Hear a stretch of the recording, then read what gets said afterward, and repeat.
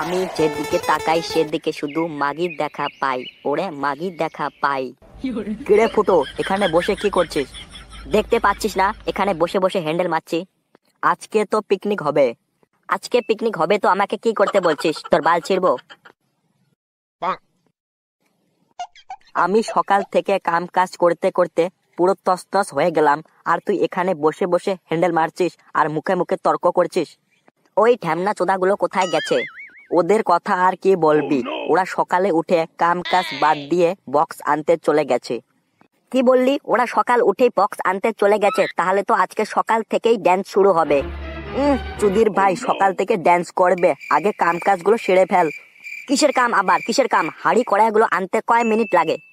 এই ঢ্যামনা চোদা, পিকনিক যে খাবি, মাংস আলু পেঁয়াজ রসুন এগুলো কে আনতে যাবে? তোর বাপ।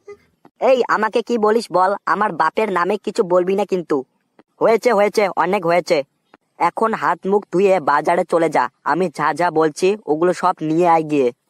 রান্না বাড়া কে করবে? তোর বাপ।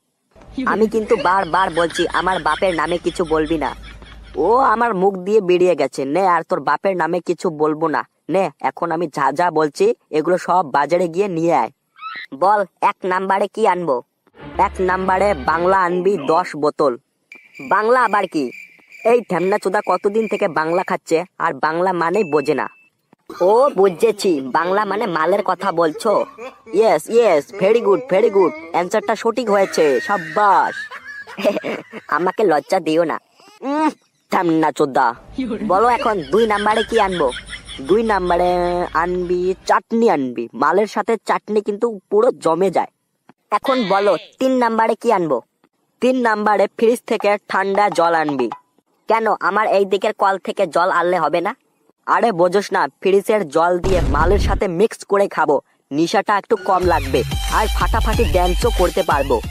তুই মানুষ না জানোয়ার বলতো? আমি মানুষও না জানোয়ারও না, আমি তোর বাপ।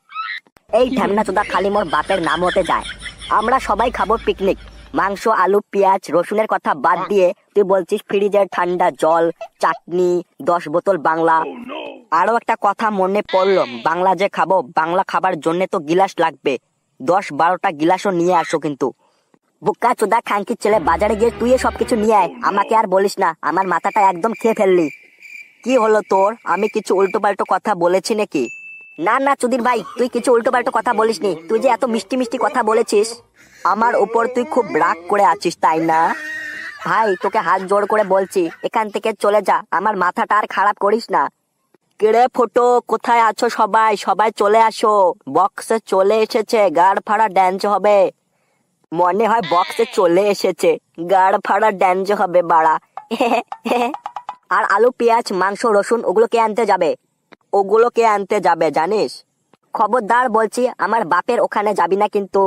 না হয় এখন গাড় ফাড়া ড্যান্স করে দুপুরে সবাই মিলে বাজারে গিয়ে কি কি লাগে সব নিয়ে আসবো, তাই না? যা বলিস। চল চল বাইরে গিয়ে দেখি বক্সগুলো কেমন।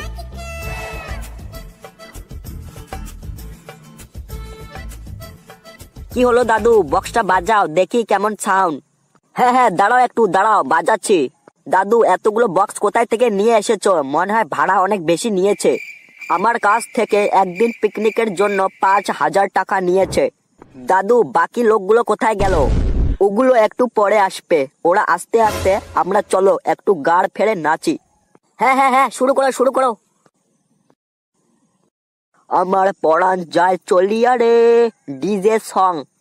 দাদু এগুলো কি গান দিচ্ছ? পরাণ যায় জ্বলিয়া, এগুলো গান কে শুনবে? একটু ভালো ধরনের গান দাও, নতুন মডেলের গান শুনবি তোরা? দাঁড়া দিচ্ছি। ও মনে কান্দিস না, চোপ চোপ বেলুন কিনা দেবো, আর একটু বড় হলে বিয়া করাই দেবো, হরেন বাজাবি হরেন পক পক, ডিজে সং। দাদু এগুলো কি গান দিচ্ছ? একটু ভালো গান দাও। দাদু মনে হয় গানের বিষয় জানেই না। দাঁড়া ডিজে গান দিচ্ছি। দাদু বন্ধ করে দাও বন্ধ করে দাও। ফুটো আমার ভুল হয়ে গেছে, একটাই টিপতে গিয়ে আর একটাই টেপা পড়ে গেছে। গ্রামের লোকগুলো কি ভাববে বক্সের মধ্যে কেউ এগুলো সাউন্ড দেয়? দাদু মনে হয় আমাদের মান সম্মান কিছুই রাখবে না। দাঁড়া দাঁড়া, আমি ডিজে সং গান দিচ্ছি। তুমি তো কখন থেকে এই কথাই বলছো দিচ্ছি দিচ্ছি। গাড় ফাটা ডিজে সং। গান চালু হয়ে গেছে, সবাই ড্যান্স শুরু করো।